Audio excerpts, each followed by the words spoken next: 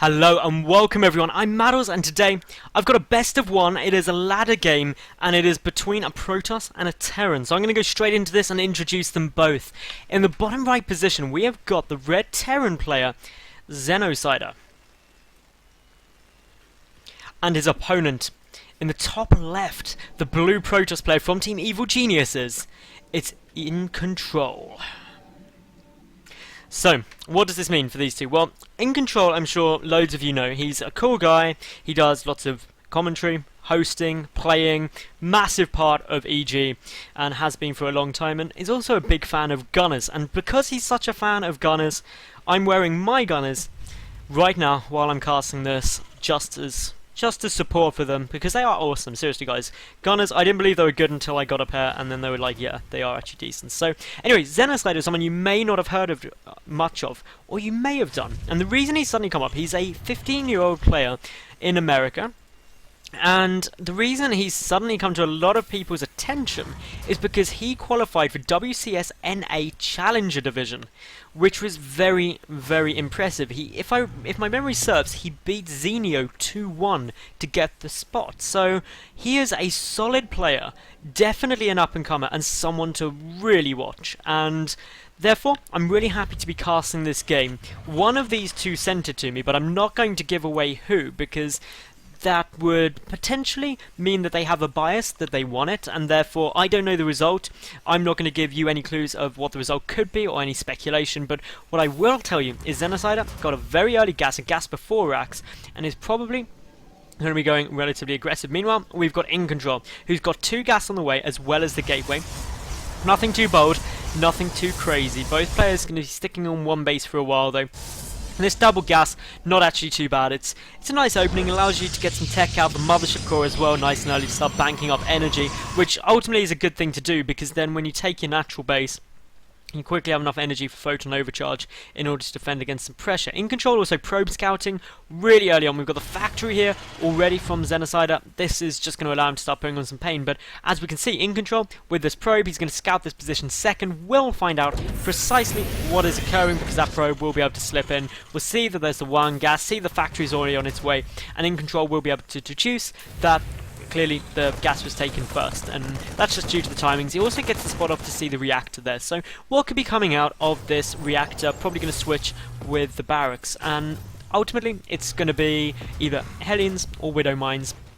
Both are good early on. Widow Mines are actually especially good against Protoss early, because you can deal so much damage. You can knock out such a high percentage of a Protoss's army early on, just due to being able to one-shot any gateway unit. It's ridiculously strong. We did see Widow Mines appear for a second there, but then waited because he wants to switch over. And with the starport coming down as well, Widow Mine drops very likely. The proxy pylon was coming down, but then cancelled by iNcontrL, so nothing too bold there. Whirlwind is a map for dropping on. It's fine. The one thing that iNcontrL has done, which is really smart, is put this pylon right at the edge of his main. And the reason that's such a good idea is because that means that you're able to see as anything starts coming in, like medevacs, and also if they drop down here. It just gives you a bit of an early warning system to prevent you getting caught out by surprise. But with the factory now switch, we see that Hellions are going to be produced now. And this is just a direct switch. There were going to be Widow Mines. They flashed up for a second, and then Xenocider decided against it. Probably because he saw the proxy pylon get cancelled. Just thought, okay, I don't need that. I should be safe. But still, with the medevac coming out, Hellion drops very effective. Still, we've got the mothership core on its way out. For iNcontrL, he went for 1 gate, 1 nexus into the mothership core, then into the robotics facility. So very nice and standard. Nothing too scary here. Just teching up. We've got the SCV on its way through. This SCV will get the scout out on the robotics facility. That's the important thing that he wanted to spot. And we'll also see that both gas are taken, which is pretty obvious when you see that robotics facility there. Saw the natural, got a complete read of everything that iNcontrL could be doing. And now, just with the medevac coming across with those 4 Hellions inside, we'll be able to put on a little bit of pressure. But the switch, this is quite cool. This is going to be a Banshee, almost certainly. And the reason that's such a cool thing to see is because it's not that common. It's done quite a bit, to be fair, but it's much more common to see a little bit of pressure and then take the expansion up. This follow-up with Banshee potentially will catch iNcontrL off guard, but we'll have to wait and see. For the moment, just 2 observers on their way. We've got the 2 additional gateways taking us up to 3. The natural nexus is complete, but these Hellions, they are going to have to do quite a bit of damage, and considering the fact that a lot of these units are actually pushing across the map, There's only one Stalker back at home. That's not many Stalkers to defend against Hellions coming out. Unfortunately, the Hellions do trigger on the pylons they come down. That means iNcontrL pulls the probe straight away. One sentry on its way back, but look at how lined up all of those probes are. Oh, luckily, iNcontrL manages to stop that, but these Hellions are going for it. They're going to try and do as much as possible. Unfortunately, not able to get out many probes yet. Luckily for iNcontrL, they are really slipping apart. 3 Hellions go down, and they manage to take out 3 workers. So, not the greatest of great trades ever, but does just waste a bit of mining time when all of the probes were pulled. Could have been a lot worse for iNcontrL, though. He lined up all of them for a brief period, and that was very scary for anyone who's ever seen a line of probes get roasted. And it's so warm and sunny here in England at the moment. I know exactly how roasted workers feel, but Xenocider, he is coming across the map with an SCV train. SCV train plus a Banshee and Hellions. This is just a 1-1-1 all-in. Okay, it's simple as that, and that was obvious by the fact that there was 1 barracks, 1 factory, 1 starport, but it's how much damage this potentially will be able to do. We see the Banshee needs to focus down these Stalkers. There are 3 more back up in the main base. There's not enough energy for another Photon overcharge. That's where the problem comes. The SCVs just waiting back. They've got to tank up quite a large chunk of the damage, but pushing up this ramp could be problematic, especially if force fields go down, but there is no sentry out at the moment, and that lack of a sentry is what's causing the big problem. Up come the SCVs, trying to soak up some of the damage. The Banshee focusing down any Stalker that it can. The SCVs still just hugging rather than attacking, unfortunately, therefore not triggering the Stalker's AI to attack them, but the Banshee trying to get focused. Will it go down? Xenocider needs to put it back, and will he get it back in time? No, he won't. There's 2 additional Stalkers coming in, but that just means that iNcontrL dealt with this so fantastically. He took no worker damage there at all. Actually, there's probably going to be more SCVs going down here, desperately trying to load up and get them back out of there. Xenocider does have a second Banshee, but it won't be able to engage against these Stalkers, so he's transitioning out of this as best he can. He's getting up another command center, but in terms of income, he had 12 workers remaining, whereas iNcontrL now at 17 and 10, really far ahead in the worker count, 34 to 21. Not even a mule is going to level that out right now, so this is really up to Xenocider to start catching up and getting back into this. And iNcontrL's got himself a little bit of breathing space. He's got quite a few Stalkers out. He's got the Observers keeping a good eye out. Knows there's no natural as of yet. Knows there's no hidden third down here because he's putting proxy pylons everywhere. The second Observer just sitting in the middle here. 2 Banshees will come around trying to get a little bit of fire off. There is enough energy for a Photon overcharge once more, but triggering it on these Banshees just means the Banshees there, a couple of shots and then pull out of range. So triggering that does save you a bit of time, but ultimately it's not going to do any damage to those Banshees other than a tiny little bit. A couple of Hellions are coming out, and we can see that, oh, the probes were so lined up there. This is exactly what Xenocider needed in order to get back into this game. 15 workers killed, up from 3. He has got himself way back into this. Hellions coming in towards the natural base as well. This relentless aggression out of the Terran player, and iNcontrL hasn't got an answer to it at the moment. A 3rd Banshee is out, the 4th just about to pop. This is a big commitment to Banshees. Photon Overcharge will also run out shortly, and there's not enough energy to restart that up. And if we take a look here, the Stalkers are coming across the map, but they're going to have a really tough time trying to push through this. We've got the first tank on its way down, we've got the starport down there as well, the bunker coming up and a couple more Marines, but this is the problem for iNcontrL. These 3 Banshee with no Stalkers here to defend, and even if a couple of Stalkers get warped in, well, 3 Banshee will be able to focus them down fairly quickly, but with the 5 of them in total, the Banshees will be pushed back for the moment. But still, more damage being done. iNcontrL, he's going to be back in counter-attack position now because he's behind in the worker count all of a sudden, but 3 Marines are in there. SCVs getting pulled already in order to repair. The supply depot, though, is not yet finished. That's a bit of a problem. The tank is sieged up. The Observer granting vision of the high ground, and that just means that that's going to try and help. The SCV is desperate trying to repair that supply depot, but will be unsuccessful for the moment. iNcontrL has really contained his opponent on one base. We've got a 3rd command center getting produced. The 2nd tank is on its way down, but iNcontrL, he's not going to have an easy time moving up here because there is the tank, there is the bunker as well, and this is now just up to Xenocider to really try and hold some of this, try and get some counter aggression in, because if he just sits here on one base while his opponent contains him, he will run into some difficulties. He's getting 3 orbital commands up, as I said, but for the moment these Banshee just trying to make their way through, get that Stalker. A couple more probes are going to be going down. This aggression, this harassment from Xenocider is just never ending. it will literally go on and on and on. Photon Overcharge trying to pick off a Banshee will not be successful in doing so though. At the same time, we did see some Hellions coming in there. In total, 31 workers have been killed this game already. The worker count is pretty much identical, but the difference being iNcontrL does have a natural nexus, and that natural just means that he's got better worker splitting and saturation across them, and also that he won't get mined out in his main quite as quickly. But the important thing here for Xenocider is that he secures up this natural. He's got to do that. The two tanks are taking quite a bit of fire though. We see the Marines trying to work their way through as well, pulling back though now as there are more Stalkers there. The Orbital Command just taking down anyway. A lot of SCVs getting pulled, just trying to make sure that that tank survives for the moment, but Xenocider is not able to push down, all while those Stalkers are there with so few units. But back comes the Orbital Command. We've got another Orbital Command morphing here. We can see that the mineral patch is getting very, very low for Xenocider, and this is really turning into a war of attrition, which iNcontrL, quite frankly, is winning for the time being, especially now he's pushed back nearly all of the units, actually all of the units that Xenocider had forward trying to harass with. Now that threat's gone, iNcontrL, he can just pump out the double forges we've got, he can get more probes out if he feels the need, but currently he's really not doing too badly for himself. He's got a much better economy, he's got the natural base up as well, whereas Xenocider, he's stuck on one base that's rapidly mining out. The tank's sieging up, but the vision granted on the high ground by that observer. We can see that the second tank does now get sniped off. There are Marines and Marauders up on the high ground, but the force fields trap quite a few of those Marines there, and they will get taken out. The Marauder taking a bit of fire, but those tanks going down is the big loss, because Xenocider needs those in order to try and push through. He's floating down this Orbital Command though to hide it in the corner. That is always a good plan, hiding your Orbital Commands, especially when your natural has Stalkers and Sentries camped out in it, because generally they do not like they don't accept the planning permission basically for an Orbital Command to land here, and they will destroy it, quite simply. They are the judge, jury and executioner in that situation. The double upgrades are really going to start benefiting iNcontrL soon though. He's got the 1-1 coming out with chrono boosts. Meanwhile, no upgrades yet for Xenocider. He's just about to get Stim finished, and even though he's got the double forge, he's yet to start anything from that, and that's purely down to the fact that he doesn't have the money. But the Marines and Marauders trying to move down, trying to break this soft containment. We can see that iNcontrL is doing a really nice job.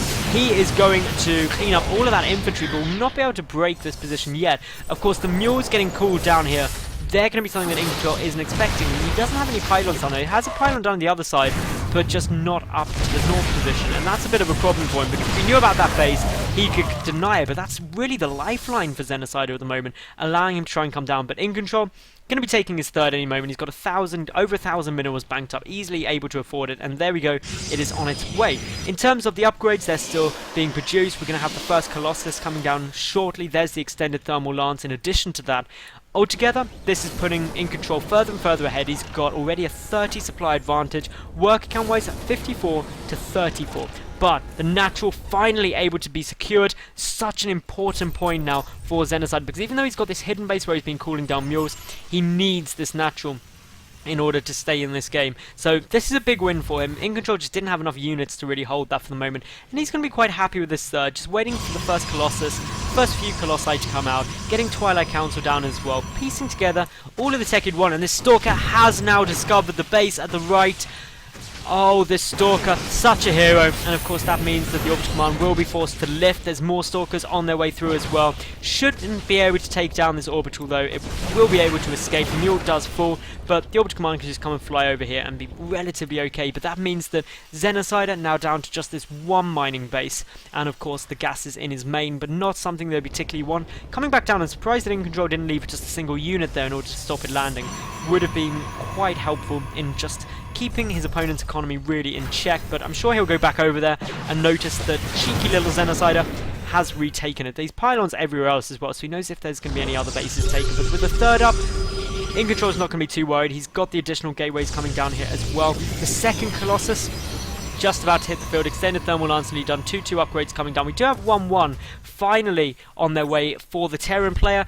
2/3 and a half done for that, and with combat shield on its way as well.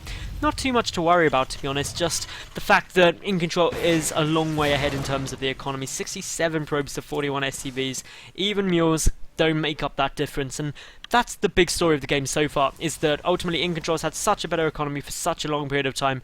No clue where this mule and 2 SCVs are going. They're just going on a little adventure. Gonna go and take a look around and see what's happening.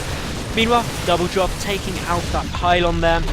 That's fine, going to load up, going to keep carrying on. Probably actually going to find this pylon now. So all of the proxy pylons are going to go down to this double drop, but it does make it quite obvious what Xenocider was planning to iNcontrL there when, of course, the medevacs fly over every single pylon.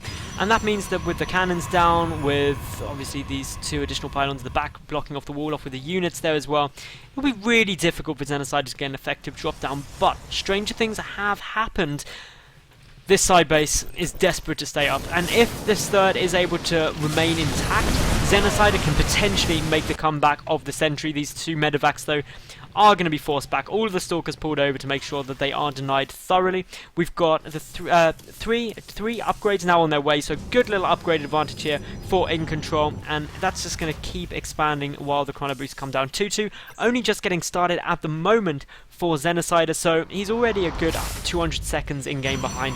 A 4th base also getting secured here by iNcontrL, and I just don't see any way that Xenocider can pressure that when he's just having to turtle up oh so hard just to stay in the game. He's getting more bunkers up, he's got the tanks there. He's going Marine Marauder style, but his medevac count is 2. And that's these 2 over here. That means that his infantry has to be so cautious when stimming. There's still these stalkers around. There's no way these drops are going to get into the third or the main, and that just means that the best thing Xenocider could really do is look to pull them back. There's units everywhere, and it just would not be successful trying to get a drop down. Blink is getting research as well at the moment for iNcontrL. He's getting his Templar archives down, so he's ready to transition to the Storm. I saw a Dark Shrine just flick into life there. There we go. And DTs, mainly for Archons, but as we can see, no detection out at the moment at this third.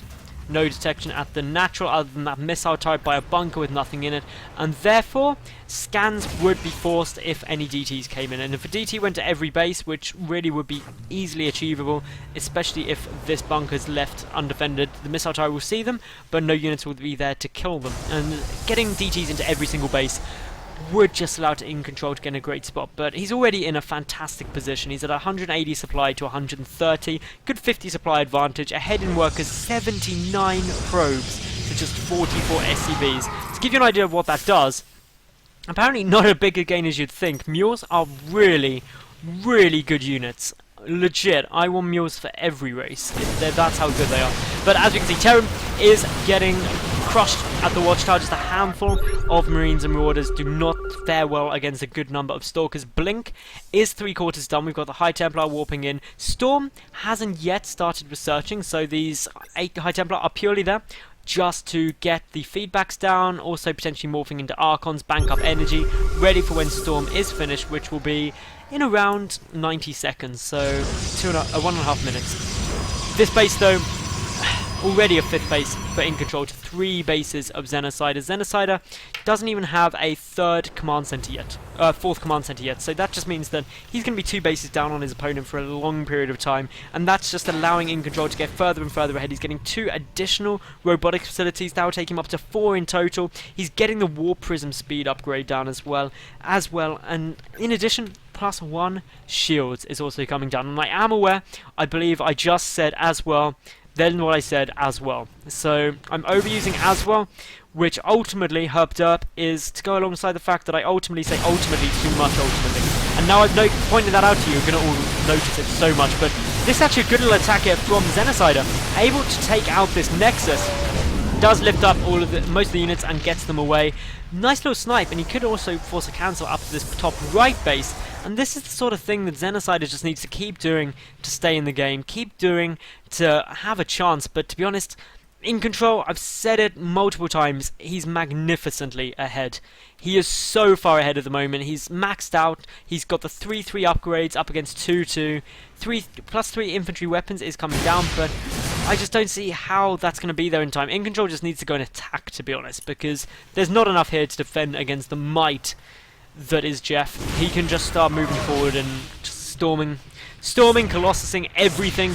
Masses of cannons here, and indeed Xenocider, oh boy, there is a lot of bases, there's a lot of cannons, there's a lot of units. Everything is going iNcontrL's way. Aside from losing this Nexus, that was frustrating. That's the sort of thing that you don't want to occur, especially when you're this far ahead. But iNcontrL, 79 probes, 47 SCVs. That's got to make a bit of a chunk. There you go. Okay, this is just ridiculous. Look at how good mules are. Look at this.